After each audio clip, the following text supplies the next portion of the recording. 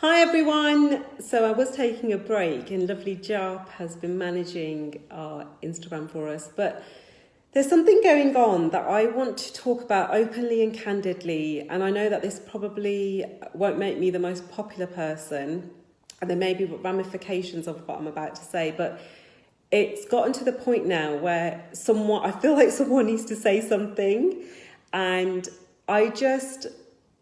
for the longest time ever, I've not been able to tolerate bullshit and not been able to tolerate.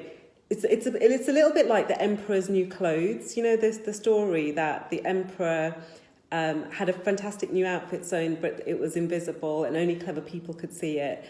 And he paraded through the town, but he was butt naked, and everyone could see it, but only one child spoke up and said he's naked. I feel it's a little bit like that. And what I want to talk about is the fact that there seems to be an increase in the number of people that are calling themselves coaches. And this has always been the case for a number of years, but definitely since the pandemic, I am seeing an increase in the number of women who are saying, I want to be a coach, I want to do this, I want to do that.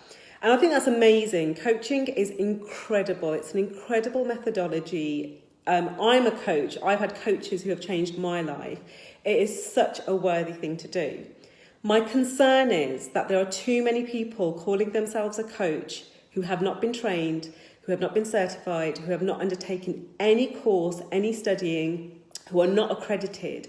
And the damage that they can do to individuals, particularly at this time of heightened anxiety, heightened frustration, heightened mental health and well-being, is so worrying to me that it's actually compelled me to record this video and say, firstly, if you are a coach and you're calling yourself a coach, please make sure you have the relevant accreditation, that you have been trained, you're qualified, you're certified.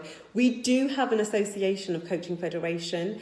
Their standards are so high that you have to document and evidence a certain number of coaching hours to even qualify to be on their registrar. And I think that's really, really important.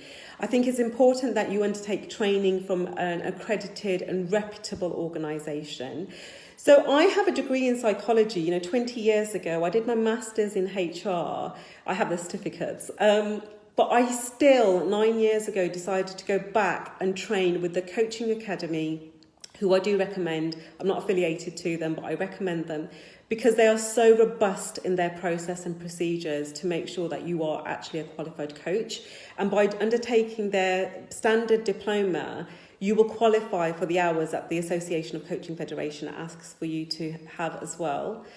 But it's really important that we do this. It's really important that if you are proclaiming to be a coach, if you are dedicated to your clients, that you have undergone the training yourself. We would never go to see a psychotherapist or a GP or a surgeon that has not been trained, but that says, oh, I've got the life experience. Yes, that counts for something, but get your experience accredited. Also make sure you're insured and you have indemnity insurance, that you have taken out all of those insurances. I am so worried about the impact that this is having on clients that don't understand that coaching, there is a methodology, that there is thought and process, that there is a certain protocol that we have to follow.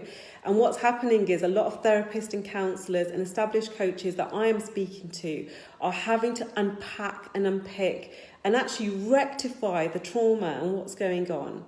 So that's my first thing. I want to put it out there. I think it's really important that we talk about this. The second thing that I'm seeing, which is really concerning me and has been raised to me by a few people, is that we seem to have this practice now where people are running coaching programs or certain programs. They are offering them for free and getting testimonials, which is fine as long as you're very clear and tell people that. And also what's happening is they are offering a service to certain people and certain influencers that then go on to talk about their experience with that coach, but not realising that experience is not indicative of what a full paying client is going to have. I am seeing that, I'm hearing that. It is worrying me so much. I mean, to the extent where I'm putting myself on the line here and recording this. And I'm going to just say, I'm not going to call out any names. We know who they are. But let's do the right thing. Let's operate from a moral compass of integrity, authenticity, of genuineness. Let's really be mindful of what our capabilities and capacities are. I'm a coach. I do very limited one-to-one coaching. So it doesn't, this isn't about more coaches coming into the field and taking business away from me. I don't buy into that. I support other coaches. But I tell them all, you must get your qualifications. You must be accredited. Because we have to uphold the industry and what's right and doing the right thing. And also, if you're a coach and you're not doing that, it means that you're not buying into the methodology. So that's what I would just say. I would exercise caution. If you're looking for a coach, please do ask them, what are your qualifications? What are your accreditations? Read testimonials, but ask to speak to people and really speak to them. And when you speak to them, ask them if they paid full price. It's part of the reason why I only include testimonials that have photos. I will only include testimonials that are absolutely reflective, indicative, and of current members, current clients. I'm not going to include people that aren't reflective of the work that I have done. I also, particularly with my high-end coaching program, I tell them you can speak to any of my clients and they will be honest with you about their experience. It is not in my best interest or your best interest to work with me if it's not the right thing. I will never, ever persuade you to join Inspire or my coaching program.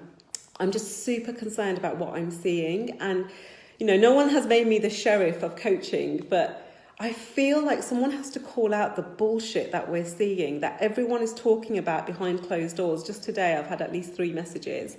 And just to kind of publicly declare that this is what I stand for.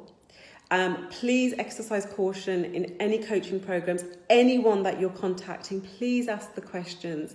Please be mindful about where you're spending your money, especially in these really difficult times. Ask the questions, ask to see the insurance, ask to see the registrar, and use your gut instinct. Our intuition will never lie to us. If something feels off, it's off.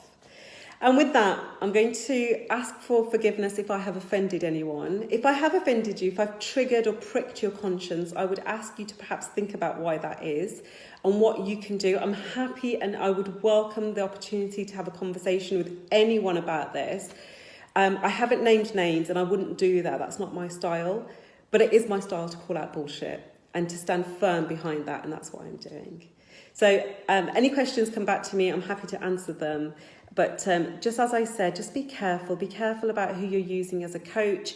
Any coaches out there, anyone who's aspiring to be a coach, do the right thing. Get the qualifications, get the training, get the insurance, and get supervision. Get everything that you need to do to be a bona fide coach. Please do not do yourself, your clients, or this industry a disservice by not doing that.